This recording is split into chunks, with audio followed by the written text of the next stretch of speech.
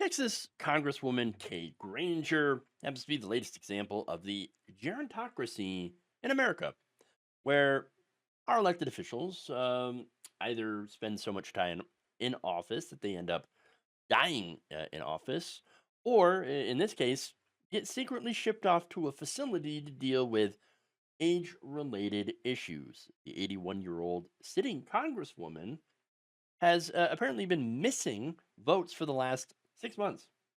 Yeah, just like AWOL on a milk carton. Now, we've actually found out where she's at. Apparently, she's been in an assisted living facility for having an advanced stage of dementia. Now, that's actually really terrible because I have personal experience dealing with it. I have a family member who has dementia, and it's tough. It's not an easy situation, and I feel terrible for the family. Right. That said, how is she still a member of Congress? How does that happen? I don't know. I mean, it's not like the people around her. It's not like her staffers didn't know, couldn't tell that there was an issue. In fact, according to Ken Klippenstein, Granger had transferred her home on July 9th to a retired general, William F. Garrison, and his wife, Diane Stone. Why? I mean, what was their relationship? We don't know. I don't know. But they got her house in exchange for about $10.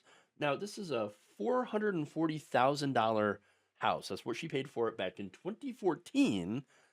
And yet, she, in order to transfer that property over to Mr. Garrison, uh, all they had to pay was the $10 fee, the transfer fee.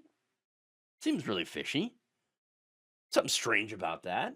I don't know what it's about. But now, that said, according to the Dallas Express, Granger has been living in assistant care for some time after having been found wandering, lost, and confused in her former cultural district West 7th neighborhood near the location of the property in the transfer deed. So she's not doing very well, at least not mentally. And so there is an issue. And by the way, it's what's really wild about this situation is the fact that her decline has been going on for some time. In fact, here she is back in March speaking to members of Congress. House Republicans made progress in how we fund the government. We drafted the most conservative bills in history. Members submitted over 1,000 amendments. We considered House bills individually on the floor, and we avoided a massive omnibus measure. In total, we increased defense funding and made target cuts. We also maintained our legacy under my colleagues on the other side of the aisle want to remove. Overall, this bill honors our commitment to our veterans, strengthens our energy security, hold agencies accountable, support our farmers and ranchers, and makes our transportation system safer.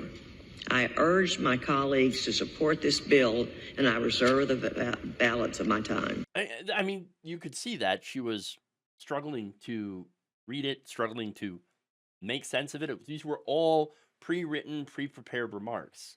And so she's just reading off a page and struggling with it. It was really, really painful to watch. It feels like elder abuse to me, right? And she's, by the way, not the only one. I mean, you had 79-year-old Representative David Scott, who apparently, according to Politico, has trouble carrying out substantive conversations in real time. So he's doing the same thing. I mean, obviously not doing very well. And of course, this makes me think of Dianne Feinstein, okay, who had really, really serious issues. I mean, people talking to her and her not being able to remember a conversation from 5 minutes prior. I mean, that is a real problem here. And she was a sitting senator until she died in office. And so those are cognitive issues that are a serious issue. And then, of course, you had Joe Biden. Uh, Joe Biden, by the way, his cognitive issues are not nearly as bad. All right, but he still has issues. Okay, and there was a lot of media. I know and it's an uncomfortable topic, right? But Biden absolutely did have some issues, and look, the American public, we saw it. We saw it, even though politicians and the media were like, "No, y'all crazy. You just hate old people." Wait, what? Now, there's one writer that told a conservative magazine about Joe Biden, quote, "It was a worst kept secret in Washington. It was essentially a failed cover up. I don't blame the White House because the White House was doing what it could to protect the president. The media, however, told a story that was demonstrably false by the evidence of their own eyes. Voters have been telling pollsters for years that Biden was too old." Yeah. And then there was a DC chief for The Guardian that told the Daily Beast that basically what the media and the people in the White House were doing was just wrapping Biden in bubble wrap to try to protect him so that he wouldn't go out and make ridiculous statements or things like that. It, it didn't work. Okay. Yes, we're going to defeat Medicare. We defeated Medicare. Okay. I mean, just stuff like that. Okay.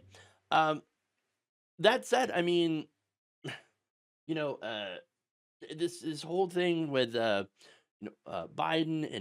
and obviously Feinstein far worse, Granger far worse. I mean, what's going on here? Why would they do this? Well, I think it's the same reason that Feinstein staffers would do this. That would trot her out, and the staffers for Granger. They don't want to let go of power. That's it. That's really it. When it comes to Biden, Alex Thompson, national reporter for Axios, told CNN, quote, "I've covered the Biden White House for 3.5 years. The response every single time that it's come up has been to deflect, to gaslight, to not tell the truth, not just to reporters, not just to other Democrats, but even at times to themselves about the president's limitations at his age." And again, that's about Biden, but we saw a similar thing happen with Feinstein, where staffers like, "I don't know what you're talking about. She's fine. She's fine. There's nothing wrong with her. You guys are just being ageist." No, we can see what's going on. Okay. And look, Representative Granger's son and congressional office are saying, no, she look, for one, she's not in memory care. Okay. Two, she's fine. In fact, Brandon Granger, her son, said, "There's nothing wrong with someone wanting to live in a community with other folks her age." Hey, okay, that's fine, but why is she still serving in Congress? That's the major issue here, right? Now, a source familiar with the Congresswoman's situation told CNN that she moved into an independent living facility just to downsize and to prepare for her future. Oh, that's what it was. It's just downsizing. That's all. And then nothing to do with the fact that she apparently cannot communicate correctly, doesn't really know where she is, wanders out around town lost and confused. Nothing to do with any of that. No, she was just downsizing. No, come on. Come on. I'm not buying it. I'm not buying it. Oh, this person also added that if the Congresswoman had known she would be unable to vote in the final 6 weeks of the 118th Congress, there would have been different preparations. Really? No. No, no, no. Look, she is basically retiring, which is the correct thing to do, but still, I think she should have done this beforehand, right? Left office beforehand. I mean, going into an assisted living facility, that is, I mean, you shouldn't be making these really important decisions for your constituents if you don't have the mental capacity to be able to serve in that role.